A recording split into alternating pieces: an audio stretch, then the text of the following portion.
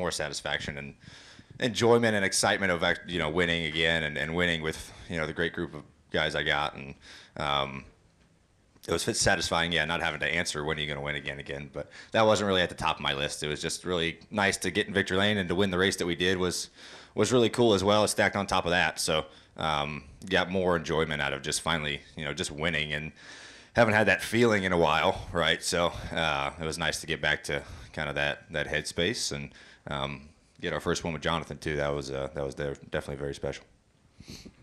Gonna go to Bob. Bob Pockris, Fox Sports. What did you think about NASCAR deciding to suspend Chase, and does that kind of set a tone to everyone that that type of move is not going to be accepted? Yeah, I mean, in their position, what happened to Bubba last year is very similar to what happened, on Monday night. So I feel like if you're going to make a call on one guy for doing some move, you have to be consistent in what you call on another guy for doing a move. I mean, that's just kind of what it is. So, it's good that they were kind of consistent in the calls for the exact same, kind of retaliation. And I think that's how it should be, right? I mean, that's, kind of the most dangerous move I think you can kind of do to somebody is the hook deal. So, but yeah, it was good. NASCAR was consistent. That's really, I haven't really thought about it too much, but yeah, you gotta make the same call for the same move for everybody. And now that NASCAR has all the data, do you feel like it puts them in either maybe an easier or more difficult position in the sense of like they can potentially tell maybe more whether something is intentional or not? Yeah, I mean, man, you got data and you got more information than you've ever had, and you can go back and look at that stuff. I mean, obviously, Denny poured it out on the internet of pleading his case, right? And, but the data is one thing. The other thing is things happen so quick, and it's in the spur of the moment. Like, it's super hard to go off of just data, right? There's other things, and things happen really fast, and you don't know the emotions of somebody, and you don't know if, okay, something, I'm not saying this in this situation, but if something is broken or if it's a genuine mistake, or I don't think you can heavily rely on data. You can maybe look at that, but then you have to kind of look at the situation. You have to watch videos of it. I think there's a lot more things going on, but yeah, the data seemed to be I wouldn't say it's a big factor in what their decision they made, but yeah, it's definitely something I'm sure everyone's going to be, look what this guy did to me. Here's his data. He was wide open and never lifted and turned right or turned left. And I don't think you need to get too into that stuff. Honestly, it's like, when you get wrecked, I mean, but yeah, the data side it's out there for the whole world to see. And it's a good tool to use if you want to try to get somebody in trouble. So it's almost like tattletaling to the principal, to be honest with you, but everyone goes about it their own way. Gonna go to Claire. Claire B. Lang, Sirius XM NASCAR Radio. The data is interesting to mere mortals who we watch it, we look on the internet, we're not race car drivers. At first I thought, I don't know if I'd want my data up on the internet. Would it bother you that, somebody would post, hey, look what Blaney did if it was you? Like, are drivers protective of that data? You guys get to see it a lot. Yeah, I think it's a little different, right? Like, that data really isn't public knowledge, right? No fan has SMT. Right, it's just the teams, and drivers look at every driver's SMT, right? During practice, you look at it, and it's well known in the garage, but it's not like a race scanner to where fans can look at that, right? You have it on, like, the broadcast a little bit, but it's not as sophisticated as what the SMT stuff is. So, me personally, I don't mind. If someone wants to look at my data, they can. There's nothing special on there. It's steering and brake and throttle and stuff like that. So it's really nothing special. But yeah, it is a little bit different. The fans, don't really have access to that stuff to that level. But I really wouldn't mind. Honestly, I'd be more worried about my internet browser getting leaked than my data. If you're, you're so funny. If it was posted. So fans could see the data, or media could see the data. Maybe that's step one. Would you be for that? Like posting it just like every lap. Yeah. I mean, I don't think you have to do that. Like there's data's been around for a really long time, SMT and stuff like that, and that's kind of the first time I remember seeing it, like someone using it as pleading their case. yeah, I don't know if we should make that the norm, but everyone goes about it differently. But Denny's a big data guy, right? I mean, he always looks at that stuff and relies on that stuff. And like I said, everyone's different. So I don't know if it needs to be the norm, but like I said, I can't really do anything about it if someone wants to put it out there. Unlike the other thing. Go to Justin. Justin Schuler, Kicking the Tires. Blaney, we were talking earlier. Obviously, you come off this long winless streak. You finally get the win, but it's not just a win. It's the 600. So this is your first big, out of our big 3, big 4 races that you finally won. You've come close to the 500 a few times, but obviously, what's it like to get one of those crown jewels and get that trophy in your case? Yeah, it was, it was kind of easy to overlook the 600 because it was our first win in a long time. So it's like, man, we're cool to be in victory lane. And I kept reminding the guys, like, what a cool one to get. It's a crown jewel. It's 600. It's, super difficult race to win, obviously. And, so yeah, it was trying to keep that in your head too. If we just won a really, really big race, an important race as well, stacked on top of, first win with a lot of these guys that I'm working with, and me and Jonathan's first win. And so yeah, that definitely meant a lot. I grew up going to the 600, watching Dad race for a long time, so that was super special. And to have them there, kind of put the cherry on top too. To have my mom and dad and sisters there, so yeah, it's definitely it sinks in during the week and until about Thursday, and then you're Wednesday or Thursday, and then you're focused on trying to get another one. So.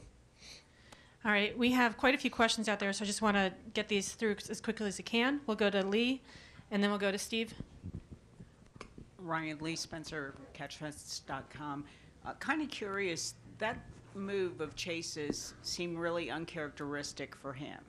And you guys are both second generation, well, you're a third generation driver, but does a guy just snap in that moment when something like that happens that you just normally wouldn't I mean, you guys are good friends, something that just normally would be uncharacteristic of someone? Yeah, I mean, people snap at some point, no matter who they are, and outside looking in, I think he got tired of getting run in the fence 2 or 3 times and just had enough of it and reacted the way that he reacted. So, yeah, it's everyone, like I said, no matter if it's not their character, you sometimes have moments of you're just over it, right? And you're sick of getting run in the fence or something like that, and you see uncharacteristic things when that happens. So. Ryan, Steve Post, Motor Racing Network. You talked about the importance of the 600 to you and your guys. Roger Penske winning the Indianapolis 500, the Coca-Cola 600 on the same weekend, not the same day. Would you share any of the conversations with Roger, what that meant to be able to do that, and just kind of the big picture global thing for Team Penske? Yeah, that was, huge and amazing. And, sitting in the rain on Sunday watching the 500 was really exciting. And those last restarts were nail biting, and, what's at stake. Mr. Penske's sitting on 18. They got a great chance to win it. Haven't really been in that spot in a few years of a legit shot to win the 500. And, gosh, Joseph did an amazing job. I mean, he's a stud, man. And he does such a cool thing over there. And, when he won, it's like, okay, this is a big pressure on us whenever we do get going. And personally, I didn't know until Monday that the sweep has never been done before. And pretty amazing, a company and a person like Roger who's done so much in motorsports, that's never happened. And it was cool to be a part of it, be a part of finishing the job and completing the sweep. And I was able to call him Monday night around midnight. They were on the plane headed back to Michigan after the Indy banquet, and it was cool to talk to him for a little bit. It was him and Miss Penske, and they were really excited. He said they were at the Indy banquet and they had their phones under the table and they were watching the end of the race. So, and then I talked to him like 3 times the next day. So it's super cool to contribute to something like that, especially for RP, how great he's been to me. And the Tuesday afternoon win celebration with Penske with the IndyCar folks and NASCAR folks, that was a very cool moment too. Going to come up front to Daniel, and then we'll go in the middle. Daniel McFadden, Arkansas Democrat Gazette. First, where's the Coke machine going that you won? Yeah, I got a spot for it in a bar I got built. So it's I haven't gotten it yet, but yeah, I have a pretty good place for it. That thing's pretty cool, very cool.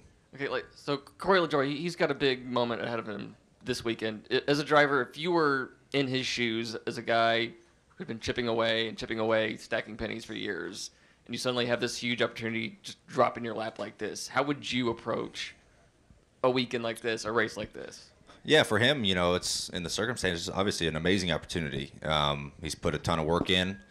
He's done a great job in anything he's given, especially this 7 car. He's done an amazing job in, and for him to get a chance with the Hendrick Motorsports team, that's great for him. So, he's a fiery competitor, and he tries, extremely hard, and he has the talent. And I'm looking at it. He can go out and win this race, and I think he's going to take every opportunity he can to try to achieve that. So I would say really don't do anything different than what's gotten him here, right? He's done great. He's been amazing. He's gotten great finishes and gotten everything out of the car. Now you're in some, better equipment, really great team around you. Just continue to do your thing and run the way you know how to run. And, hopefully that is enough to, contend for the win. And that's just the way I look at it. My mindset would be, but, he's good enough and done a great enough job to where I think if he's just himself, he's going to be in contention. I'm going to wrap up with one final question in the middle. Steven Stump, frontshift.com. Back to last week, obviously, it had been a bit of a struggle to start the season for Ford, Logano at Atlanta, and then you at Charlotte. Those are the only 2 so far. Ford had kind of struggled a little bit on the 1.5-mile tracks. Do you feel like with how good you guys were at Charlotte, has you and maybe Team Penske as a whole found something that you can keep repeating going forward? Yeah, I hope so. It's been no secret. We've struggled a little bit on the intermediates and mile and a halves, and been trying to search for speed and trying to figure out, the new nose that we have. It's been a little bit of a struggle. So really proud of the efforts, from everybody, from, Ford and Penske and Roush 8 engines. We were all working, around the clock and trying to get better. And I think hopefully what we found at Charlotte, to have the speed that we had, contend with the the cars that have been really good on the mile and a halves. Hopefully we can carry that forward to other mile and a halves and maybe even everywhere else. Everything kind of matters. So that was definitely a shot in the arm for sure, and hopefully we can continue that success and that speed.